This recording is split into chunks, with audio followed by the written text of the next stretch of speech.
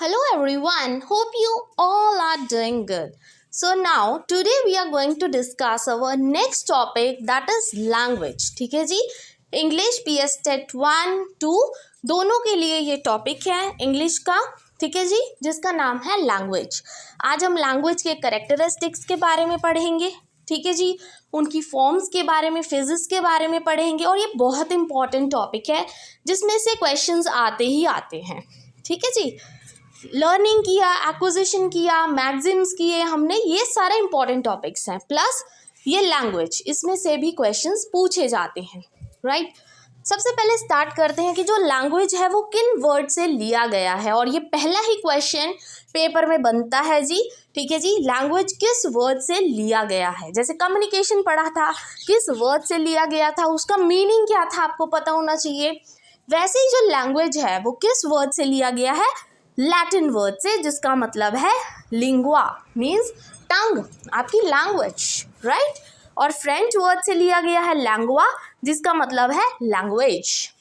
Right, दो एक चीज़ समझ आ गई आपको. लैटिन वर्ड से वर्ड लिया गया है लिंगुआ, ठीक है जी, जिसका मतलब है टंग, और फ्रेंच से लिया गया है लैंगुआ, जिसका मतलब है लैंग्वेज. पहला ही डायरेक्ट क्वेश्चन बनता है ये. ठीक है, कि कौन से वर्ड से लिया गया है. नेक्स्ट वो पूछेंगे आपसे कि लिंगुआ वर्ड जो है वो कहाँ से लिया गया है, तो वो लैटिन से लिया गया है. अगर आ गया लैंगुआ वर्ड तो लिखेंगे फ्रेंच से लिया गया है. ठीक है जी, दो ही मीनिंग उसके होते हैं. देन लैंग्वेज होती क्या है. लैंग्वेज क्या होती है, हमारी भाषा. राइट, ये एक टूल है, एक मीडियम है, एक व्हीकल है एक तरह से. ठीक है, जो हमारे आइडियाज़ शेयर करने में हेल्प करता है, हमारी फीलिंग्स को एक्सप्रेस करने में हेल्प करता है, उसको लैंग्वेज बोलते हैं.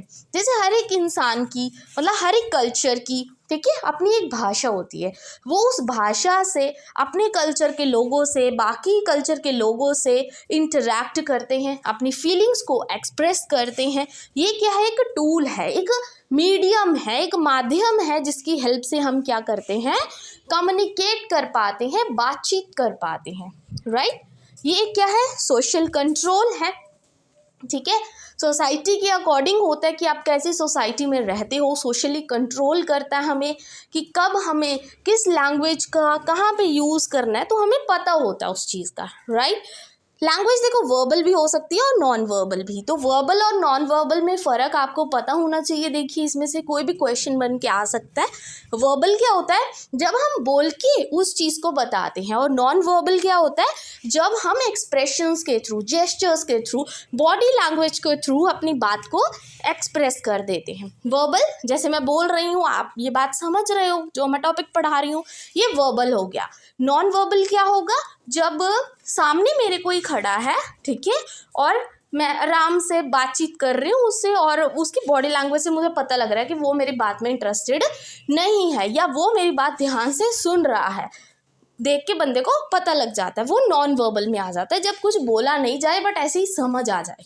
Right, then no language is inferior और सुपीरियर. कोई भी लैंग्वेज ऐसी नहीं है कि हाँ ये लैंग्वेज कम है, ये लैंग्वेज बहुत बढ़िया है, ऐसा कुछ नहीं होता. हर एक लैंग्वेज की अपनी एक इम्पॉर्टेंस होती है. अब देखो, हम पंजाब में रहते हैं, तो हमारे accordingly Punjabi language is the best. Right, ऐसा नहीं होता. अगर वो इंग्लिश कल्चर से हैं तो इंग्लिश लैंग्वेज इज़ बेस्ट, ऐसा नहीं होता. अगर हम पंजाबी है तो क्या हमें इंग्लिश नहीं आती, आती है. हाँ, दोनों का इक्वल इम्पॉर्टेंस है. डिपेंड करता है हम कैसे इन्वायरमेंट में जाते हैं. कई बार हमें बाहर जाके किसी से इंटरैक्ट करना है, राइट, तो उस टाइम तो हमें इंग्लिश यूज़ करनी पड़ेगी. ठीक है, कई बार पंजाबी फैमिली में हो तो पंजाबी से पंजाबी में इंटरैक्ट करोगे. मतलब हर लैंग्वेज माहौल के अकॉर्डिंग अपनी एक इम्पॉर्टेंस रखता है, उस चीज़ को दिमाग में रखना है. I hope this is clear.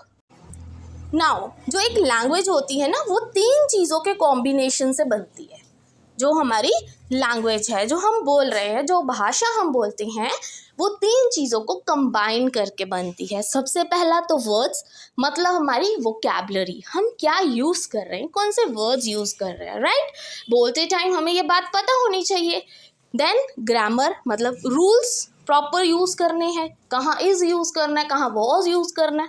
ठीक है, तो बाकी फोनेटिक, फोनेटिक क्या होता है, साउंड से रिलेटेड, किस साउंड में, किस टोन में हम उस चीज़ को बोल रहे हैं। अगर वही वर्ड्स हम, देखो प्यार से कोई भी वर्ड आप यूज़ कर रहे हो, राइट, बट टोन हमारी गलत है तो बंदा सामने वाला हमारी बात को गलत ले जाएगा। द थिंग इज, ये 3 चीज़ें होना बहुत इंपॉर्टेंट है कि कौन सी वर्ड आप यूज़ कर रहे हो, कौन सा ग्रामर आप यूज़ कर रहे हो, प्लस किस साउंड में, किस टोन में आप उस चीज़ को बोल रहे हो, राइट। कई बार हमारी मम्मियाँ भी होती हैं, प्यार से कोई चीज़ बोलती हैं, हमें लगता है कि मम्मी यार बहुत गुस्सा कर रही है, जबकि एक्चुअली में मम्मी ने हमें वो चीज़ बड़े प्यार से बोली होती है कि बच्चे ये चीज़ नहीं करनी है आपको, ठीक है। तो टोन सबसे ज़्यादा मैटर करती है, right.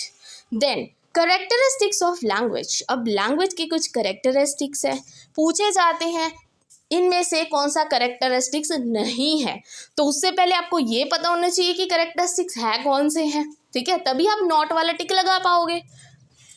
Next, language is not inborn, rather it has to be earned. मतलब ऐसा ही नहीं है कि बच्चा पैदा होते ही, मतलब जैसे चॉम्स्की ने बोला था ना कि हर एक बच्चे के ब्रेन में पहले ही वायरिंग होती है जिसकी हेल्प से मतलब वो लैंग्वेज पहले से ही सीख के आता है। ऐसा कुछ नहीं होता, लैंग्वेज इनबॉर्न नहीं होती, ये सीखनी पड़ती है जी। जिस कल्चर में आप जाओगे उस अकॉर्डिंग आप सीखोगे, इंटरैक्ट करोगे, ठीक है जी। आते ही जैसे बच्चा अपनी फैमिली में होता है तो उस अकॉर्डिंग, उस कल्चर के अकॉर्डिंग क्या है, वो उस लैंग्वेज को ग्रहण कर लेता है एक तरह से। आगे जाके किसी और इन्वायरमेंट में जाएगा तो वैसे लैंग्वेज वो सीख जाएगा, ठीक है। तो ये कभी भी इनबॉर्न नहीं होती, पहले से ही नहीं होता कुछ। नेक्स्ट, ऐसे थोड़ी है कि अगर बच्चा, देखो अगर इनबॉर्न भी बोले कि अगर बच्चे को पहले से इंग्लिश आती हो, बर्थ से पहले से ही वो किसी कल्चर में चला गया पंजाबी का, तो वहाँ पे तो दिक्कत हो जाएगी ना। तो कभी भी लैंग्वेज क्या है, इनबॉर्न नहीं होती, बाद में सीखता बच्चा आके। Then language is acquired from society and people, कि किस सोसाइटी में आप रहते हो, ठीक है, किन पीपल्स के साथ, जैसे आपके रिलेटिव्स हो गए, आपकी फैमिली हो गई, आपका कल्चर कैसा है, इन चीज़ों पे डिपेंड करती है। उस माहौल में आप एक्वायर करते हो, उस लैंग्वेज को सीखते हो। Language is based on environment, right, proper बात है ये, तो जैसे इन्वायरमेंट में आप रहोगे वैसे सीखोगे। It is the result of evolution and it is dynamic, dynamic मतलब चेंज होती रहती है, राइट। जैसे कुछ वर्ड्स हैं, पहले मतलब धीरे धीरे जो वर्ड्स है एडअप होते रहते हैं, जैसे हम कहते हैं ना ये नए वर्ड्स आए हैं, ठीक है। जैसे अभी पंजाबी है, अभी आप पंजाबी की तैयारी कर रहे हो क्योंकि PS सेट है, देखो है ना, तो पंजाबी पेपर तो कंपलसरी है। तो उसमें अगर आपने व्याकरण भी पढ़ी होगी तो आपको पता है कि व्याकरण में पहले जैसे 35 वर्ड्स थे, अब उसमें क्या है और ऐड हो चुके हैं 6, जिस वजह से वो टोटल कितने हो गए 41। मतलब ऐसे जो वर्ड्स हैं ना एडअप होते रहते हैं। लैंग्वेज क्या है, डायनेमिक है, एड्स होते रहते हैं वर्ड इसमें, ठीक है। देन इट इज़ यूनिक, मतलब कोई कंपैरिजन नहीं है, अपने आप में हर एक लैंग्वेज क्या है, सुपीरियर है, बेस्ट है, ठीक। Next, it is a primary purpose is speech and speech, that is speaking और लिसनिंग। ये सब चीज़ें बहुत ज़्यादा ज़रूरी है, ये एक आर्ट है, साइंस है। लैंग्वेज क्या है, ओरल भी हो सकती है, रिटन भी हो सकती है, it can be anything, right. I hope this is also clear. Next, language is arbitrary, तो आर्बिट्रेरी वर्ड तो सबसे ज़्यादा यूज़ किया गया, आपको पता ही होगा। आर्बिट्रेरी का मतलब क्या होता है, एज इट इज़ जो चीज़ एग्जिस्ट करती है, मतलब कि जैसे मेरा कोई नेम है, अब मैं ये थोड़ी कहूँगी ये मेरा नाम ऐसा क्यों है, अब मेरा नाम है तो है, पेन है, पेन को मैं पेन ही बोलूँगी, मार्कर को मार्कर ही बोलूँगी। अब जैसे उसका नाम रख दिया गया वैसे ही बोलेंगे, ठीक है जी। तो ये चीज़ याद रखनी है, ठीक। Then it is a skill subject, इससे बच्चा स्किलफुल होता है, स्किल सीखता है। लैंग्वेज कब कहाँ पे कौन सी लैंग्वेज यूज़ करनी है, कौन से वर्ड यूज़ करने हैं, कैसी ग्रामर यूज़ करनी है, कैसी टोन यूज़ करनी है, तो ये सब चीज़ें बहुत ज़्यादा इम्पॉर्टेंट है, राइट। अब जो मेन आता है वो है पार्ट्स ऑफ लैंग्वेज, इसमें से तो क्वेश्चन आएगा ही आएगा, इसको तो छोड़ के ही मत जाना, ठीक है। पहला है सिंटेक्स। सिंटेक्स होता है जब आप सेंटेंसेस के पार्ट की स्टडी करते हो। सेंटेंसेस का पार्ट मतलब कोई भी आपने सेंटेंस लिखा, जैसे Ram is playing, Ram is going to school, it can be anything.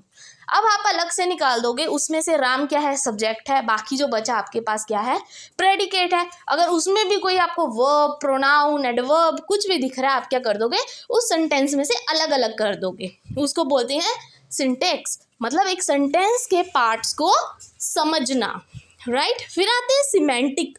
जब आप मीनिंग समझते हो कि उस सेंटेंस का एक्चुअल में मीनिंग क्या है, उसको बोलेंगे हम सीमेंटिक, याद रखना, राइट। दोनों समझ आ गए। सिंटेक्स क्या होता है, जब आप उस सेंटेंस को तोड़ तोड़ के देखते हो कि उसमें एडवर्ब कौन सा है, वर्ब कौन सा है, उसमें सब्जेक्ट कौन सा है और उसमें प्रेडिकेट कौन सा है। सिमेंटिक होते हैं जब आप उस वर्ड के मीनिंग को समझते हो कि एक्चुअल में वो कहना क्या चाहते हैं। Next is morphology. मॉर्फोलॉजी जहाँ पे लॉजी वर्ड आ गया ना, लॉजी तो वर्ड ही ऐसा है, ठीक है। इसका मतलब होता है साइंटिफिक, जब आप किसी चीज़ की स्टडी करते हो। 8 पार्ट ऑफ स्पीच यूज़ किए जाते हैं ताकि हम सेंटेंस फॉर्म कर सके, उसको मॉर्फोलॉजी बोलते हैं, राइट। वर्डोलॉजी क्या होता है, जब आप वर्ड्स फॉर्म करते हो। And the last is and the most important is phonetics. Phonetics होता है जब आप साउंड की स्टडी करते हो, और ये क्वेश्चन आया था, ठीक है जी। तो याद रखना ये कौन से वर्ड से लिया गया है, लैटिन वर्ड से, जिसका मतलब है फोन।